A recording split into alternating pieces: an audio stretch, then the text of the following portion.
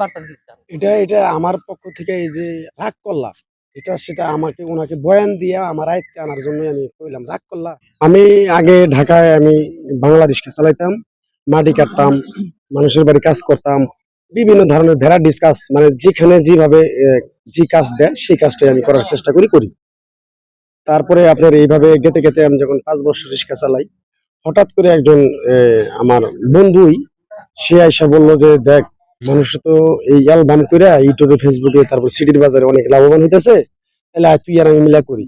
এখন আমি বললাম যে, ভাই, আমি তো বাংলা রিক্সা চালাই, মাটি কেটে খাই, 500-1000 টাকা বেতন পাই, আমি কিভাবে এই কাজ করবো? পরে বললো, তোর টাকা দিতে হবে না, সবকিছু আমি মেন্টেল করবো। পরে আমাকে নিয়ে গেল এই মিডিয়ার জগতে, এইভাবে আস্তে আস্তে আস্তে আস্তে এইভাবে আসছে। কে নিয়ে গেল? আমার ওস্তাদ আছে, দিলদার আলী বাদেমে। আচ্ছা, আচ্ছা। উনি কি কনটেন্ট করতেন বা? হ্যাঁ, আগে কন্টেন্ট ক্রিয়েটর ছিলেন, এখন মানে উনি এখন কন্টেন্ট করেন, এখন অন্য ব্যবসায় নিয়োজিত আছে। এখান থেকে আপনি উদ্বুদ্ধ হয়ে কাজ শুরু করছেন। জি, জি, জি। শুরুটা কোথা থেকে শুরু করেছেন? শুরুটা আমাদের এই কমেডি ভিডিও থেকে শুরু করছি, কোন জায়গা থেকে? এই সখীপুরে। আপনার গ্রামের বাড়ি কোথায়? গ্রামের বাড়ি হলো আমার জন্মস্থান জায়গা লালমনিরহাট, হাতিবান্ধা থানা, দইকোয়া পোস্ট অফিস। এখানে থাকি হলো গাজীপুর কোনাবাড়ি মৌচাক। তো মিডিয়া নিয়ে আপনার প্ল্যানটা কিভাবে আসলো? এখন মিডিয়াটা নিয়ে মানে হইলো যে, আমি যে আগে থেকেই কিন্তু আসলে মোটামুটি আমি একটু ভাইরাল। তারপরেও হঠাৎ করে আমি যে রাগ করলি কি? রাগ করলেন কি?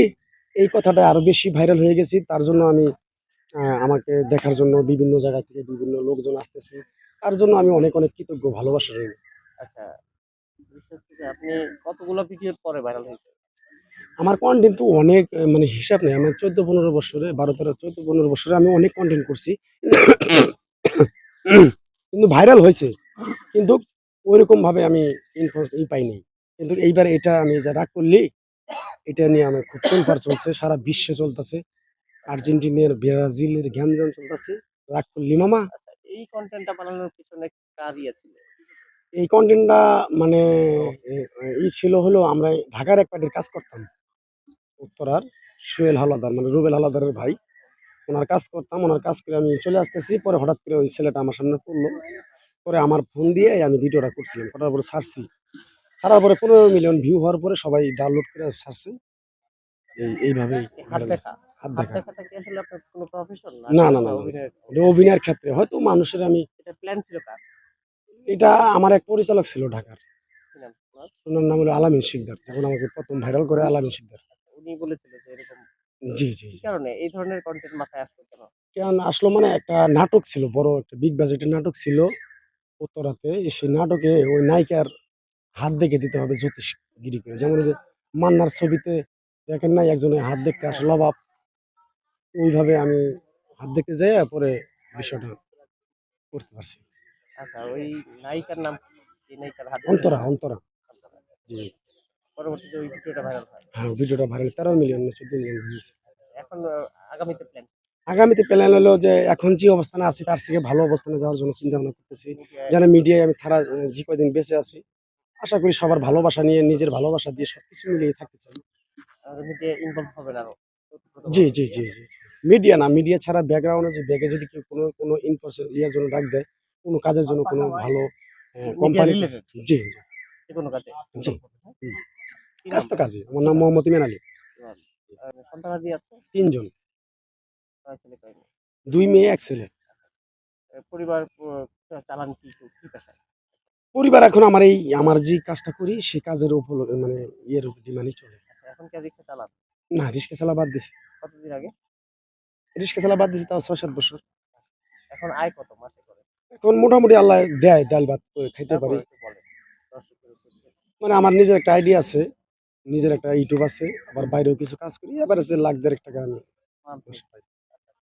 একটু ডায়লগটা শুনবো। রাগ করলেন? রাগ করলা কি? যদি রাগ করে থাকো তাহলে তোমার সাথে কথা কম না। রাগ করলা কি? দেইখা হইনা কইও।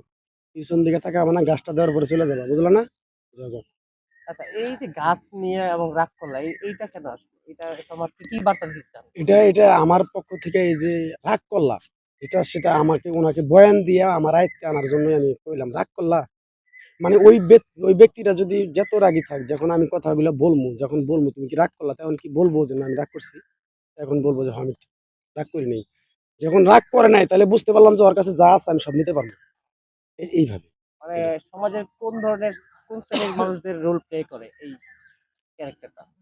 সব একবারে 10 বছর থেকে শুরু করে মানে একবারে না, না বলছি যে মানে সমাজের কোন ধরনের মানুষদের মানে কি বলে প্রতারক টাইপের যে মানুষ তাদের আসলে যেমন এই যে মনে করেন আমি যে ভিডিওটা ভাইরাল হয়েছে এই ভিডিওটা অনেক ভণ্ডামি করে অনেক টাউট বাটপার কবিরাজ আছে যে বলে এদিকে আয় তোর বিশাল সমস্যা তুই রাইতে ঘুমাইলে চইন্দা ওঠস টিনের উপরে মর্মর মর্মর শব্দ হয় এটা স্বাভাবিক সবার জীবনেই এরকম একটু ঠুলঠাল থাকেই এখন এইটাই ওরা ইমোশনালে যাইয়া আপনার ব্ল্যাকমেল করে টাকা পয়সা যা আছে সব হাতিয়ে নিয়ে যায় এটার জন্য আমি যেন না হয় আমাদের বাংলাদেশের মাটিতে বাইরের মাটিতে কোনো রাষ্ট্র যেন এইভাবে কোনো প্রতারণার ফাঁদে যেন কোনো লোক যেন না পড়ে তার জন্য আমি ভিডিওটা তুলে ধরছি সবাই ভালো থাকবেন প্রতিবাদ সুস্থ করবেন। থাকবেন আমার জন্য দোয়া করবেন আল্লাহ হাফেজ